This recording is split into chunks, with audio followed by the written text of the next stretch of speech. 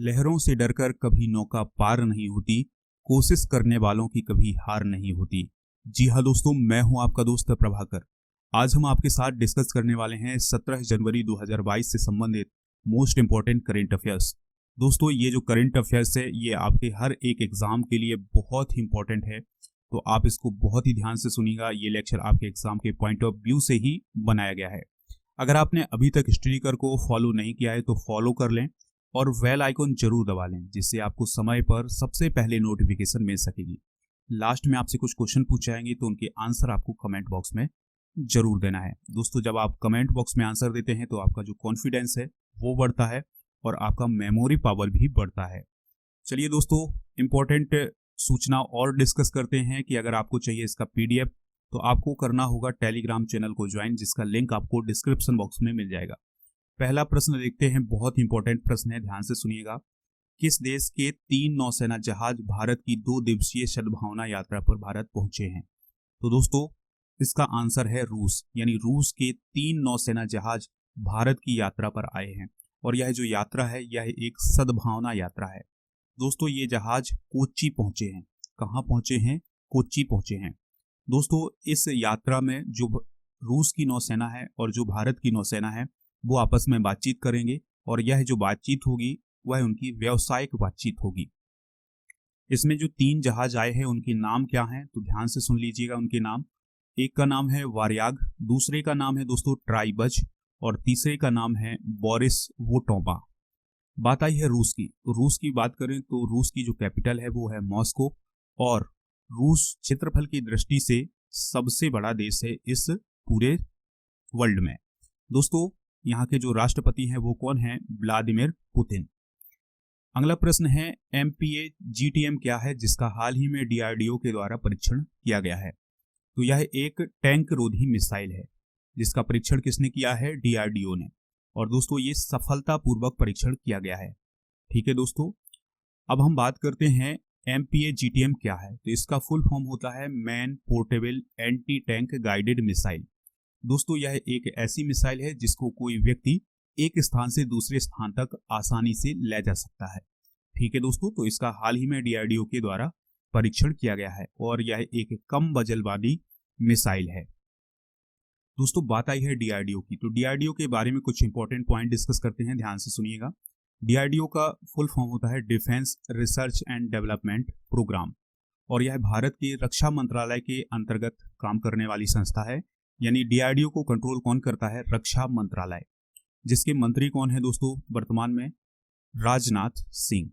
दोस्तों, डीआरडीओ का काम होता है भारतीय सेना के लिए हथियार प्रोवाइड करवाना और उसकी जो प्रौद्योगिकी है, उसकी जो टेक्नोलॉजी है उसको बढ़ावा देना और दोस्तों हथियारों के क्षेत्रों में भारत को आत्मनिर्भर बनाना, इसका काम होता है।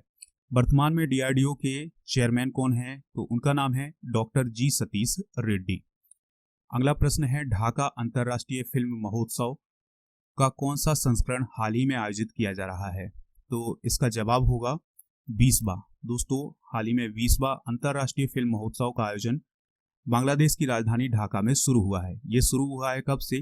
15 से 23 जनवरी 2022 तक इसका आयोजन किया जाएगा और इसमें 70 देशों की 10 श्रेणियों में 225 फिल्मों का प्रदर्शन किया जाएगा। दोस्तों, इसमें कुछ भारत की फिल्में भी हैं तो उनको आप ध्यान से सुन लीजिएगा। केवल आपको फिल्मों के नाम सुनना है कि वो कौन कौन सी फिल्में हैं जो कि भारत की तरफ से गई हैं। तो कुछ महत्वपूर्ण फिल्मों को ही हम डिस्कस करेंगे, तो ध्यान से सुन लीजिएगा। पहली फिल्म है कू जंगल, दूसरी फिल्म है दोस्तों अविजात्रिक और तीसरी फिल्म है मायर जंजाल। तो ये 3 फिल्में हैं जो कि ढाका अंतर्राष्ट्रीय फिल्म महोत्सव के लिए गई हैं। इसके अलावा और भी फिल्में हैं लेकिन ये 3 महत्वपूर्ण फिल्में हैं।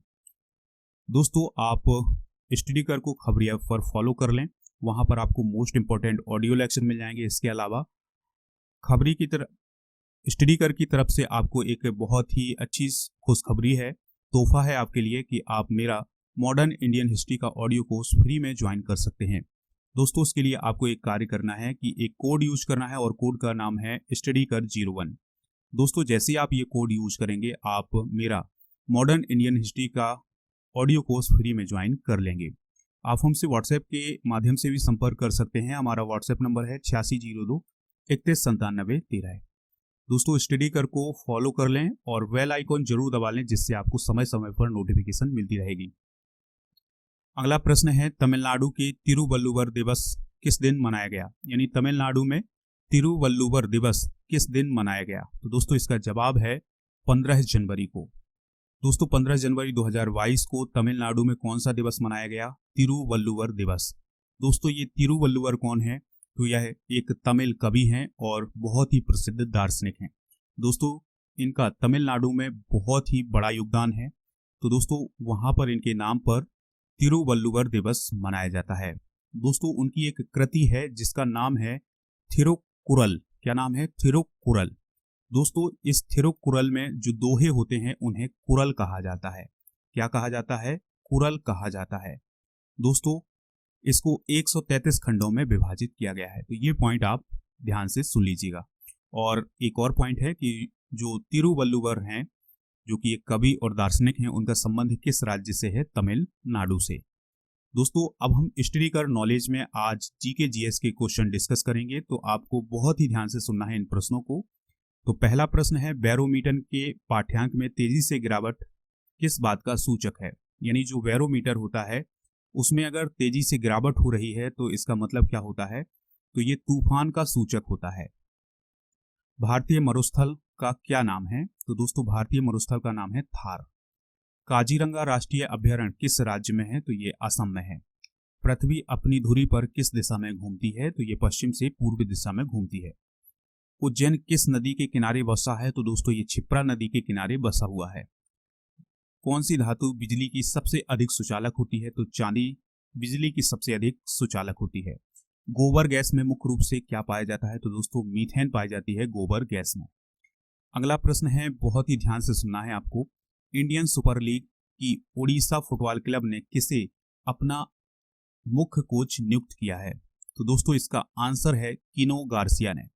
दोस्तों जो इंडियन सुपर लीग है ये फुटबॉल से रिलेटेड लीग है और इसकी एक टीम है जिसका नाम है ओडिशा फुटबॉल क्लब। तो इसने हाल ही में किनो गार्सिया को अपना मुख्य कोच नियुक्त किया है। दोस्तों बात करते हैं इंडियन सुपर लीग की, तो यह फुटबॉल की एक लीग है जो कि भारत में खेली जाती है। दोस्तों अब आप ध्यान से सुनिएगा, जिस प्रकार से भारत में क्रिकेट की एक लीग होती है जिसे हम आईपीएल या इंडियन प्रीमियर लीग बोलते हैं, उसी प्रकार की लीग फुटबॉल की भी होती है भारत में, जिसे हम इंडियन सुपर लीग कहते हैं। इसमें 11 टीमें खेलती हैं और इसका गठन हुआ था 2013 में। दोस्तों इसका मुख्य उद्देश्य ये है कि भारत में फुटबॉल को प्रोत्साहित किया जाए और जो भारतीय फुटबॉलर हैं उनको अंतरराष्ट्रीय स्तर का बनाया जाए। दोस्तों करंट चैंपियन कौन है, यानी वर्तमान का चैंपियन कौन है इंडियन सुपर लीग का? तो वो है मुंबई सिटी, जिसने 2020-21 का टाइटल जीता था। अगला प्रश्न है, हाल ही में कचाई लेमन फेस्टिवल किस राज्य में शुरू हुआ है? तो दोस्तों इसका आंसर है मणिपुर में।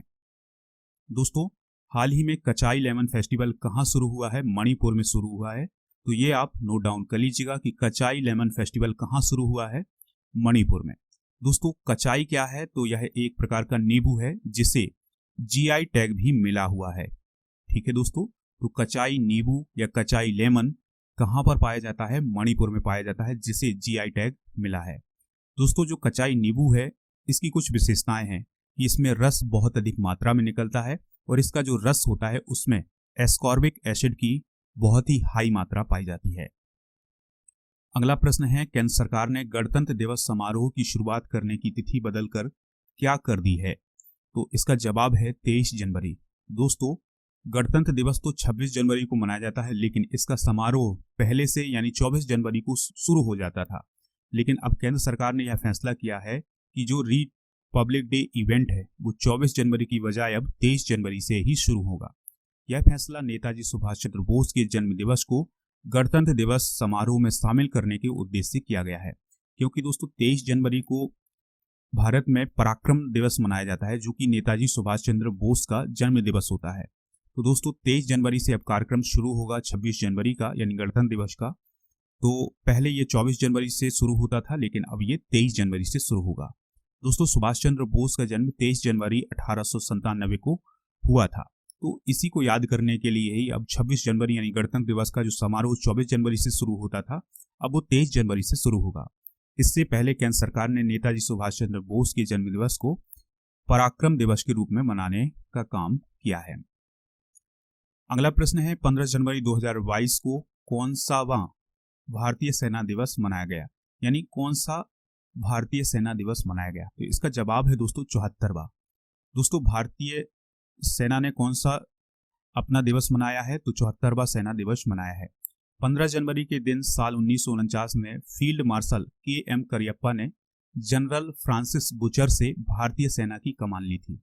दोस्तों अगर हम बात करें फ्रांसिस बुचर की, तो ये भारत के आखिरी ब्रिटिश कमांडर इन चीफ थे। तो दोस्तों फ्रांसिस बुचर ने 15 जनवरी 1949 को फील्ड मार्शल KM करियप्पा को भारतीय सेना की कमान दी थी।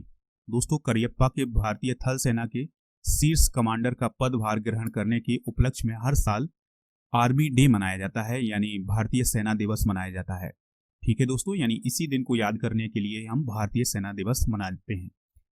दोस्तों सेना की कमान लेने के बाद KM करियप्पा भारतीय आर्मी के पहले कमांडर इन चीफ थे, यानी भारतीय आर्मी के पहले कमांडर इन चीफ कौन थे, KM करियप्पा।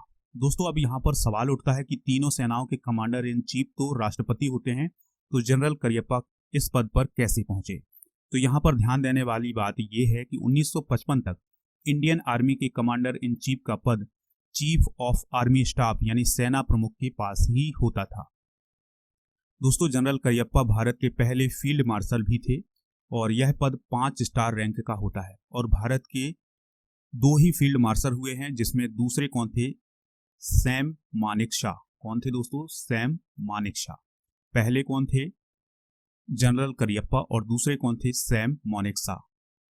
दोस्तों ये थे आज के करंट अफेयर्स के क्वेश्चन। अब हम वो क्वेश्चन डिस्कस करेंगे जिनके आंसर आपको कमेंट बॉक्स में देना है। तो पहला प्रश्न है भारतीय सेना दिवस कब मनाया जाता है। बहुत ही सरल आंसर होगा इसका, जवाब आपको कमेंट बॉक्स में देना है। दूसरा प्रश्न है इंडियन सुपर लीग का संबंध किस खेल से है। तीसरा प्रश्न है DRDO के वर्तमान में चेयरमैन कौन है। और चौथा प्रश्न है रूस के राष्ट्रपति का नाम क्या है। तो दोस्तों इन चारों प्रश्नों के जवाब आपको कमेंट बॉक्स में जरूर देना है। कल के जो सही आंसर दिए हैं वो दिए हैं अंजलि सांबले, रूपाली ठाकुर, महेंद्र सिंह और चंद्रमणि कांत ने।